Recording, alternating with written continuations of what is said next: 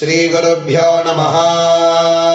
हरिः ओम्। पीवो नागोरगिवृधः सुमेधाः श्वेतस्य शक्तिनिगितामभिश्रीः ते वायवे समनसोऽभितस्थुः विश्वे नरस्वपद्यानि चक्रुः रायेण यञ्जज्ञतो रोदसी उभे राये देवी धिषनाथादिदेवम् अथा वायुर्नियुतः षष्ठत स्वाहा उत श्वेतं वसुधितिर्निरेगे आवायो प्रयाभिः प्रवायुमच्छा बृहती मनीषा बृहद्रयिं विश्ववारागोरथप्रा द्युदद्यामानियुतः पद्यमानः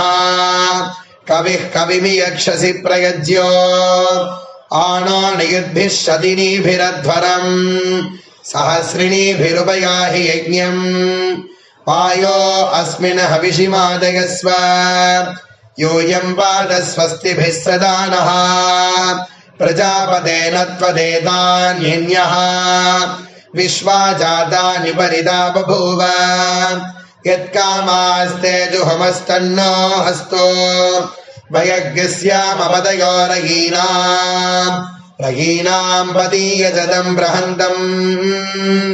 अस्मिन् भरे नृतमम् वाजसासौ प्रजापतिम् रथमजामृतस्य यजामदेवमधिनो ब्रवीतो प्रजापते त्वन्निधिपाः पुराणः देवानाम् पिता च निता प्रजानाम् पतिर्विश्वस्य जगतः परस्वाहा हविर्नो देव विहवे जुषस्व तवे मे लोका प्रदिशो दिशश्च परावतो निवद उद्वतश्च प्रजापते विश्वसिर्जीवधन्य इदन्नो देव प्रतिहर्य हव्यम्